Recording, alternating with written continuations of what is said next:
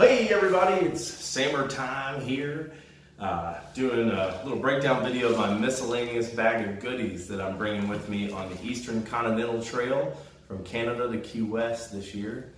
I have other videos breaking down my tent and my sleep system, my backpack, and my food situation, and my clothing, but this is everything else all in this bag. Now, I prefaced other videos by talking about how compulsively I plan and how organized I like to be. So I will preface this one saying the same thing. The way I organize is overkill for a lot of people. I'm going to post my lighter pack lists, and you will see that I catalog every piece of paper, every Velcro tie around every cord, every little baggie that I bag stuff in is counted on weight by gram.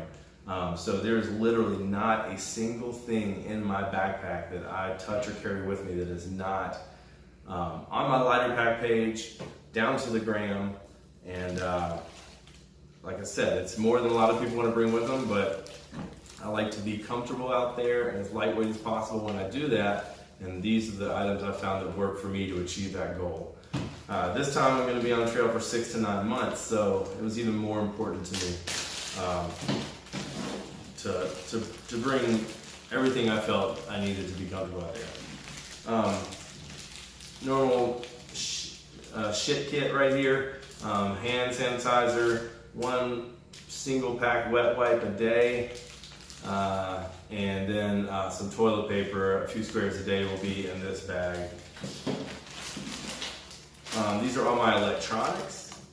So I've got one bag on the outside which will hold my phone when it's by itself in a baggie, and it'll go in here for extra waterproofing, though most of the phones nowadays, new ones anyway, have a fairly decent waterproof rating. I'm just taking extra precautions.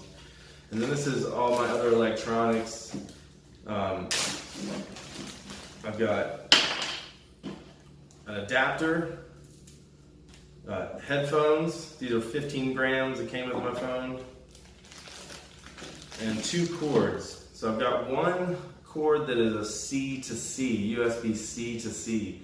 This is the new input and output for a lot of electronic gadgets that are coming on the market now. The phone that I'm taking with me is a Samsung Galaxy S9. I'm recording the video with it, and it takes a C style USB. It's a faster data transfer. It's arguably a faster charging rate through this cable. And since my new phone, it's the only way you can charge it with a C, I went ahead and got a C to C because I'm using a dual outlet wall block. This is what you put in the wall. This is about 4.5 ounces, so not super light, but I can charge 2 things at once. So I'll use the C to C cord on top to charge my cell phone while using this USB-A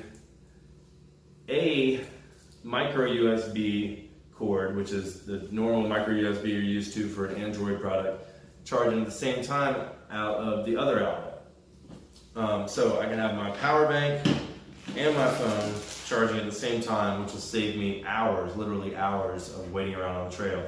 This is my power bank. It's the new PowerCore 2. I took the PowerCore 1, I guess you'd call it now, with me in 2017 on the Florida Trail. It had a Qualcomm Quick Charge 2.0. This is a product from Anker that uses their proprietary charging technology called Power IQ. And this is Power IQ 2, which is supposed to be compatible voltage-wise and recharge time, compatible with Qualcomm Quick Charge 3.0. So it's the fastest charge you can get on the market right now. These cords are rated to be the fastest, and I'll be able to charge both things at once from this one outlet. The power bank weighs about 6.9 ounces, I believe. This adapter is for when I'm on the trail away from an outlet and you need to use the power bank to charge my phone. I need to change this mini USB over to a USB-C to charge my phone. It's a pain in the butt, but I'm going to bring 2 cords anyway to be able to charge both devices at once. The adapter weighs less than a gram.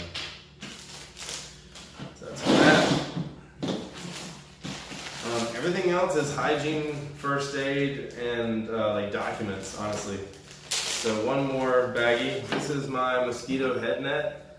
This is a Sea to Summit ultralight mosquito head net. They actually don't sell, this is the Nano, and I can't find this in America. They have an extra small or whatever the next size up is. This weighs around 11 grams, I believe. And the next size up that you can still get in America is closer to 20 grams, closer to an ounce.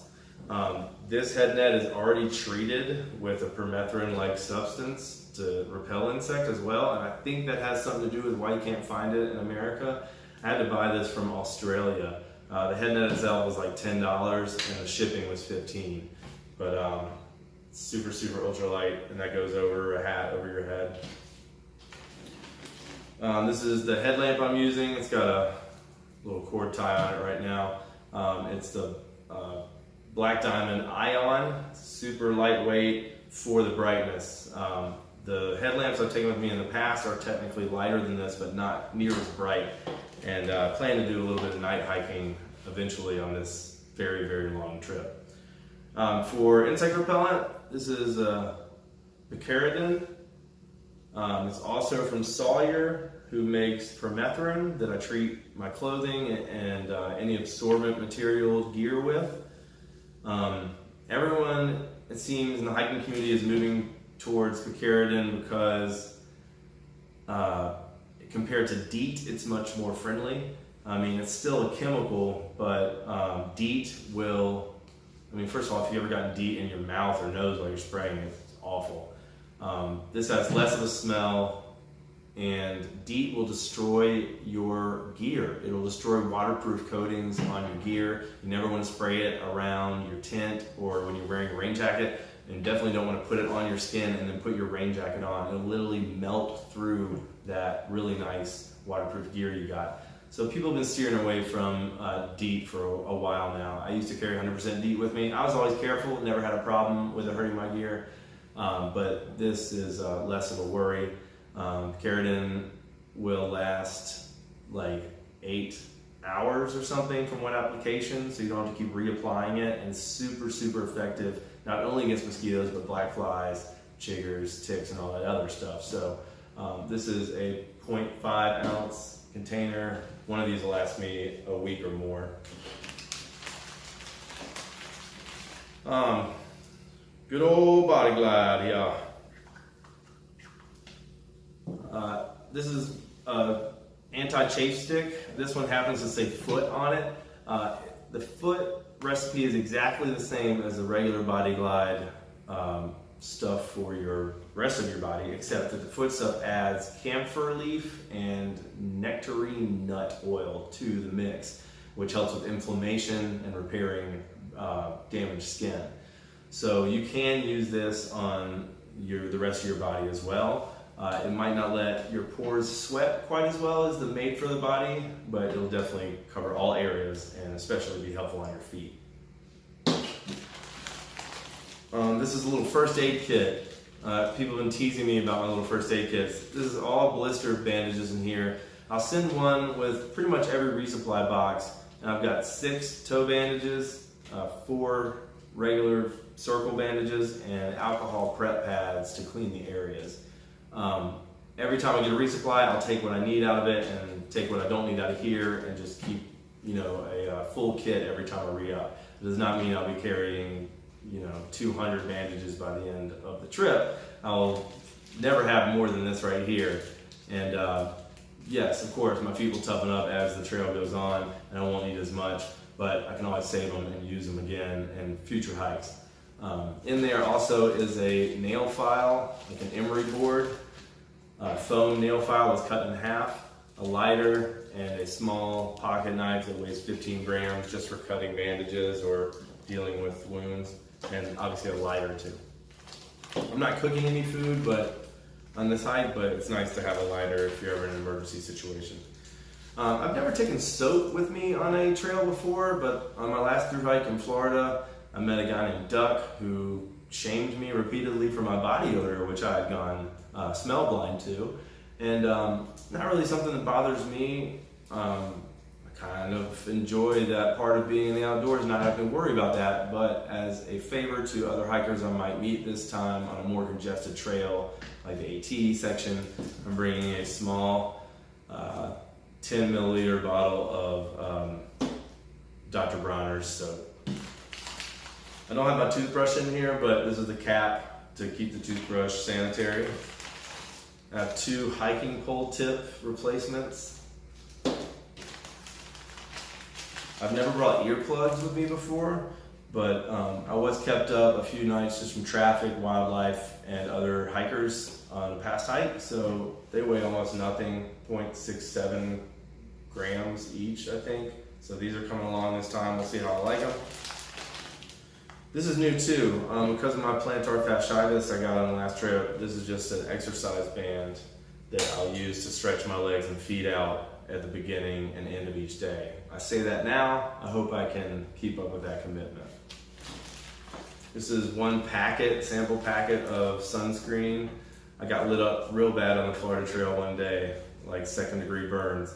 So this is always gonna be in my pack from now on. I can use just a little dab when necessary and keep it in this baggie to continue to use it after I've opened it.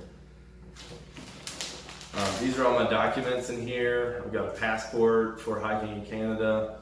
I've got a couple other permits I need for other sections in here. I'll also have my real passport with me because I'll be traveling, like I said, into Canada. The other one I mentioned is just for hiking in the national parks there. And then I've got 2 extra batteries for the ion headlamp.